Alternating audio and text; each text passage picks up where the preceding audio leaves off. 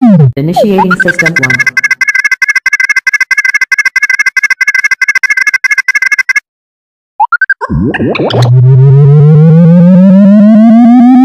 System 1 loaded.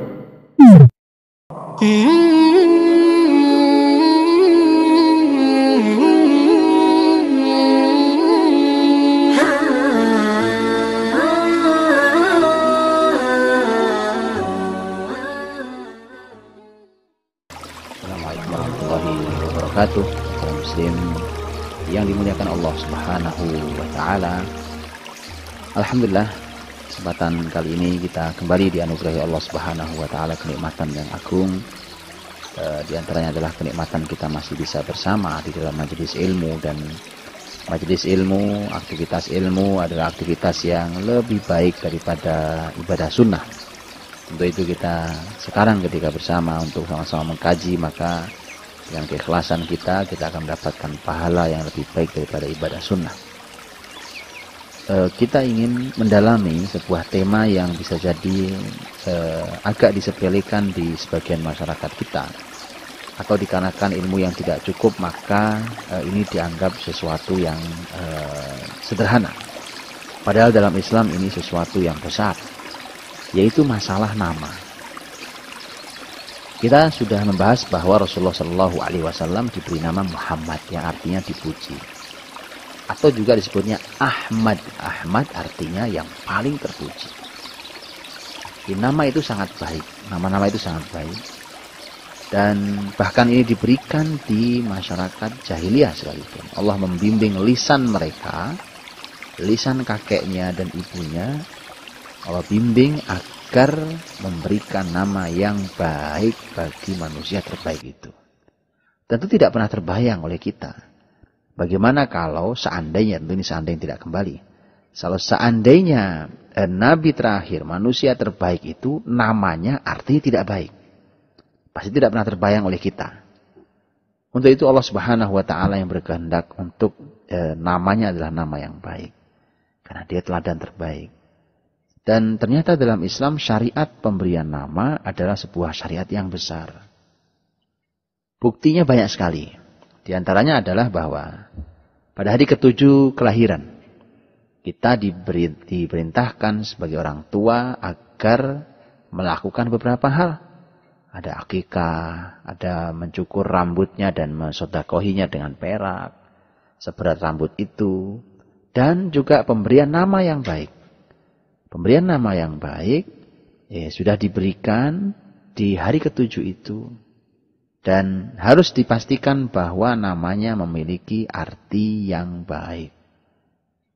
Dan di masa Rasulullah Shallallahu Alaihi Wasallam ada banyak sekali peristiwa di mana Nabi Shallallahu Alaihi Wasallam beliau bahkan mengganti nama yang artinya tidak baik, atau beliau tidak setuju dengan nama itu karena memang maknanya harus diubah. Walaupun maknanya tidak baik, maknanya baik, tetapi ketika dibunyikan menjadi kurang pas.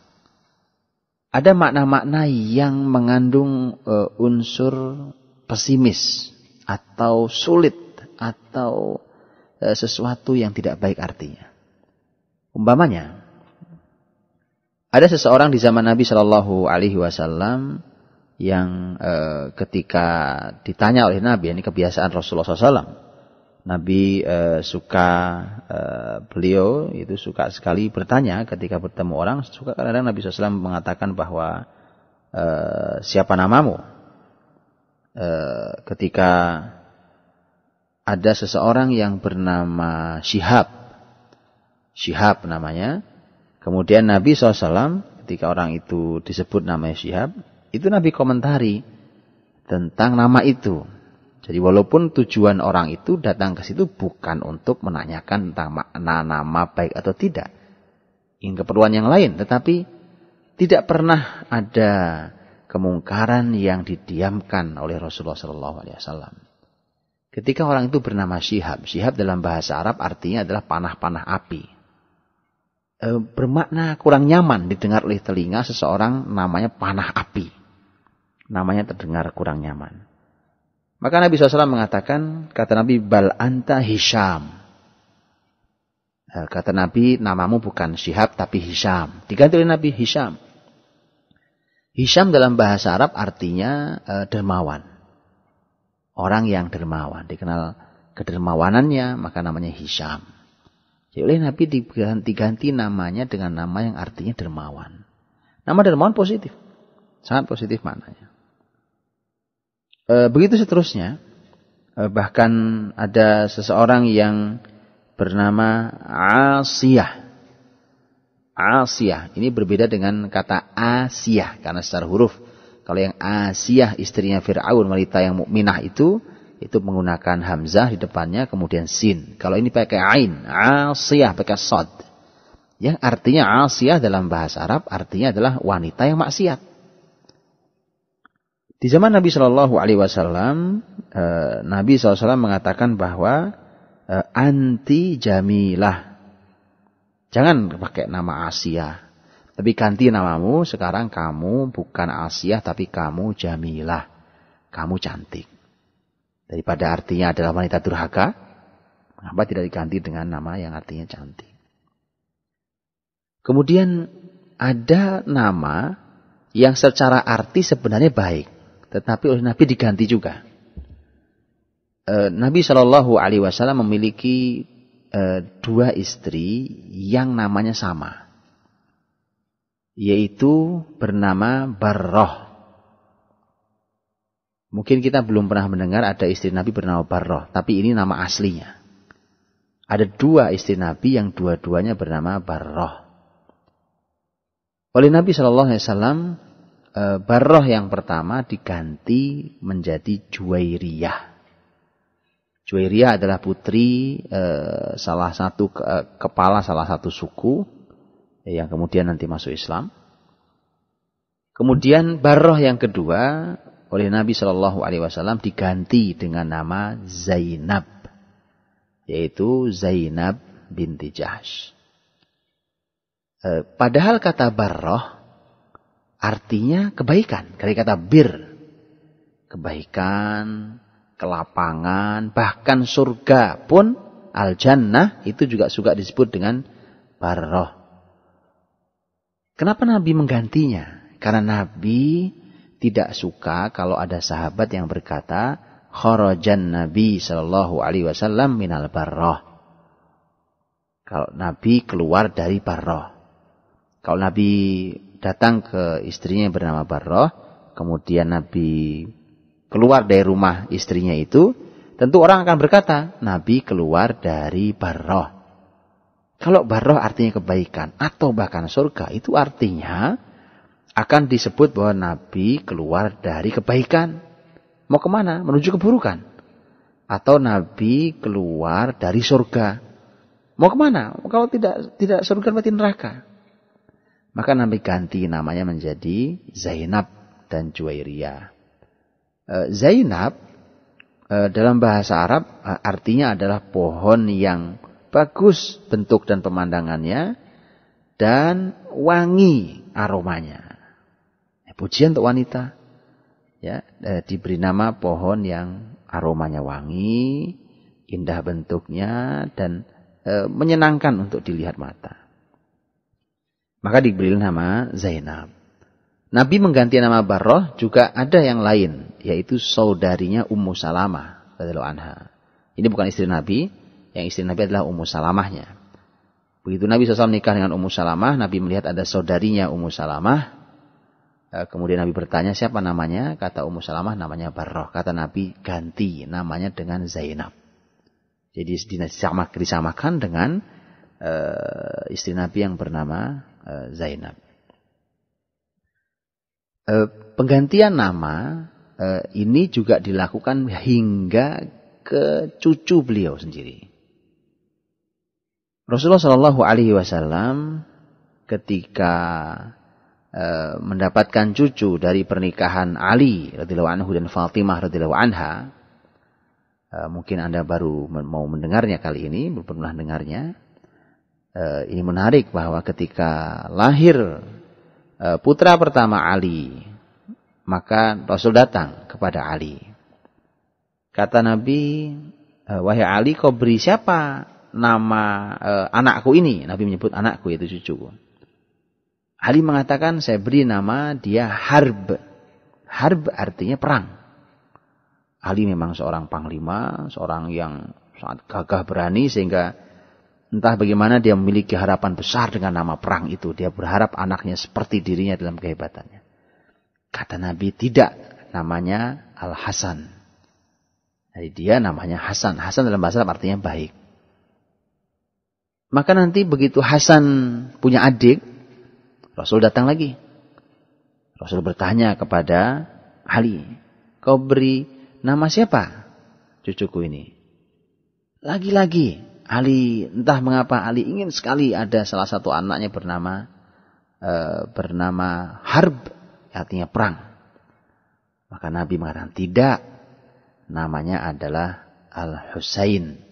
Husain adalah bentuk tasghir untuk kata Hasan, artinya kebaikan yang kecil, tetap baik. Dan begitu seterusnya, bahkan nanti dia punya adik, walaupun ini disebutkan dalam sejarah meninggal kecil, nanti juga menggunakan akar kata Hasan tetap. Dan ini artinya bahwa ternyata Nabi Shallallahu Alaihi Wasallam mengganti sampai nama cucunya. Dan ini juga bukti sebenarnya kakek pun boleh ikut campur tentang nama cucunya, tetapi tentu harus nama yang memiliki makna yang mulia dan makna yang benar dan baik. Masalah nama ternyata dalam Islam bukan hanya masalah orang, nama orang. Ketika Rasulullah Shallallahu Alaihi Wasallam dalam perjalanan menuju ke Khaybar, Rasulullah SAW membuat strategi yang sangat canggih, yang insya Allah nanti kita akan membahasnya ketika sampai di Khaybar, pembahasan Khaybar. Khaybar itu ada di arah utara Madinah, dan Rasulullah SAW ternyata tidak dari selatan masuk langsung ke Khaybar, karena seharusnya, karena posisi Madinah di selatan, dari selatan langsung lurus masuk ke arah utara. Ternyata tidak. Nabi SAW malah masuknya dari utara ke selatan. Artinya dia berputar dulu terus ke utara, baru diturun ke selatan. Sebelum masuk ke Khaybar, sampailah Nabi di perempatan jalan. Di perempatan jalan, Nabi SAW diberitahu oleh sang penunjuk jalan. Penunjuk jalannya berkata, ya Rasulullah, ini perempatan jalan yang manapun yang kau tempuh akan sampai ke Khaybar. Artinya perempatan jalan semua mengantarkan Nabi ke Khaybar. Maka penunjuk jalan ini meminta Nabi memilih jalan yang mana saja sama. Lihat cara Nabi memilih, luar biasa. Ketika ada pilihan untuk sampai pada sebuah tempat, bahkan Nabi memilih nama yang baik. Jadi nama itu menjadi sebuah pertimbangan untuk Nabi menentukan jalan mana yang mau dia tempuh. Nabi SAW kemudian bertanya, yang ini jalan apa? Kemudian penunjuk jalan mengatakan, ini nama jalannya Huzn. Huzn artinya sedih. Nabi tidak mau. Kemudian Nabi SAW bertanya, kalau yang satu ini jalan apa? Kemudian penunjuk jalannya mengatakan Shash. Menurut kamus Shash artinya kacau. Nabi juga tidak tahu, sudah sedih, kemudian kacau. Nabi tidak mau. Kemudian berikutnya Nabi SAW bertanya jalan yang ketiga. Kata Nabi, yang ketiga ini jalan apa namanya? Yang ketiga itu namanya Hatib. Hatib itu ada sebuah ungkapan yang khas di Arab namanya Hatibul Lail. Yang sebenarnya kata Hatib itu sebuah ungkapan untuk menyebut seseorang yang asal bicara tanpa difikir. Asal melintas di kepala dia ungkapkan. Itu disebut Hatib. Nabi SAW tidak juga suka, tidak mau. Maka sahabat mengatakan, tidak ada jalan lain Rasul, tinggal satu jalan ini. Kata Nabi, apa namanya? Namanya marhab. Marhab dalam bahasa dari kata marhaban, artinya selamat datang. Selamat datang, ucapan selamat datang. Sebuah makna optimisme, seakan Nabi diterima oleh wilayah itu. Jadi kata marhab, kata Nabi, saya lewati jalan ini yang bernama marhab ini. Walaupun sebenarnya marhab itu adalah di Khaybar adalah nama salah satu tokoh Yahudi. Karena salah satu pemimpin Yahudi yang nanti juga mati di tangan sahabat setelah duel perang tanding dengan sahabat mulia Ali bin Abi Thalib, namanya Marhab. Tapi Marhab dalam bahasa Arab artinya adalah selamat datang. Dan Nabi SAW memilih jalan itu. Nabi SAW ketika beliau suatu hari juga meminta bantuan sahabat untuk memerah susu unta. Ketika itu ada orang yang angkat tangan, Nabi bertanya nama, karena Nabi tidak kenal. Dan unik sekali, bahwa Nabi menentukan jalan mana yang mau dilalui dengan nama, ketika semua jalan bisa mengantarkan ke tempat yang dituju. Dan Nabi ternyata pernah memilih pekerja untuk melaksanakan, untuk mendapatkan amanah tugas yang mau kita berikan, ternyata juga pertimbangan nama. Ketika ada orang yang diminta kemudian mengangkat tangan bahwa dia ditanya namanya, di antara namanya dia mengatakan nama saya Murrah. Murrah artinya pahit. Sementara dia harus memerah susu unta. Maka Nabi SAW mengatakan duduk, kamu duduk, yang lain. Terus beberapa orang Nabi menolaknya sampai kemudian ada seseorang yang angkat tangan dan ditanya oleh Nabi, siapa namamu? Orang itu mengatakan Ya'ish. Ya'ish artinya orang yang hidup. Makna yang positif, makna yang optimis, orang yang hidup. Kata Nabi, kamu yang memerah susunya. Mungkin ini tidak pernah terfikirkan oleh kita. Rasanya saya belum pernah mendengar sebuah perusahaan setelah melihat kompetensi orang-orang yang mendaftar, kemudian salah satu pertimbangan menerima karyawan adalah namanya baik. Padahal ini petunjuk yang dahsyat dari Nabi. Betapa bukan hal yang sederhana seseorang mengamanahkan pekerjaan kepada orang yang namanya positif. Tentu harapannya adalah bahwa pekerjaan yang diamanahkan itu juga bisa dilaksanakan dengan cara yang baik dan positif. Dan begitu seterusnya, Islam mengajari kita agar kita ini memberikan nama yang baik. Walaupun ini sebuah tema yang mungkin sekedar kita abaikan, maka peringatan buat kita. Jangan memberi nama sekedar tren. Jangan memberi nama sekedar enak didengar. Jangan memberi nama sekedar bahwa sedang marak nama-nama itu dipakai. Apalagi kalau panduannya hanya televisi. Sering disebut di televisi. Berilah nama dengan nama yang maknanya positif, maknanya baik. Di nama itulah kita selipkan doa dan harapan kita pada anak itu. Apalagi kalau kita memberi nama salah satu anak kita itu atau anak-anak kita dengan nama-nama tokoh besar dalam Islam, maka mudah sekali kelak kita akan mengenali bahwa anak ini insya Allah akan menjadi seperti tokoh yang kita jadikan sebagai namanya. Maka ini salah satu contoh saja. Untuk itulah beberapa sahabat Nabi SAW, Zubair bin Awam dan Talhah bin Ubaidillah, itu adalah dua sahabat Nabi yang bersahabat sangat akrab. Kemudian Zubair itu lebih suka memberi nama-nama anaknya dengan nama-nama sahabat-sahabat Nabi yang telah syahid. Maka ada yang namanya Mus'ab, ada yang namanya Abdullah, itu orang yang telah syahid. Sementara Talhah lebih suka memberi nama anak-anaknya dengan nama-nama Nabi. Nama-nama Nabi. Artinya bahwa itu tokoh-tokoh yang kita akan terbantu untuk mendefinisikan anak kita apa kelebihan dan kehebatannya. Karena nama adalah doa, nama adalah harapan, nama adalah optimisme, maka untuk itulah ada disyariatkan untuk memberi nama yang baik. Bahkan bukan hanya orang. Nabi SAW juga menamai beberapa hal yang dimilikinya. Kuda, kendaraan beliau namai. Himar beliau namai. Sampai piring beliau, bejana beliau, nampan yang besar yang biasa beliau pakai untuk makan, itu beliau namai. Dan semua maknanya positif. Untuk itu, kalau Anda menamai sesuatu, maka namailah dengan maknanya yang maknanya adalah makna yang baik dan positif. Walau ini adalah sebuah pembahasan yang terlihat sederhana, tetapi perlu diketahui bahwa ini adalah pembahasan yang sangat penting. Justru ketika diabaikan itulah maka kita tegakkan sunnah Nabi, karena tanpa kita sadari bahkan bahwa nama adalah salah satu poin penting untuk menjadi modal di kebesaran di kemudian hari. Fa'tabiru ya ulil absar, ambillah pelajaran wahai orang-orang yang mau berpikir. Dan assalamualaikum warahmatullahi wabarakatuh.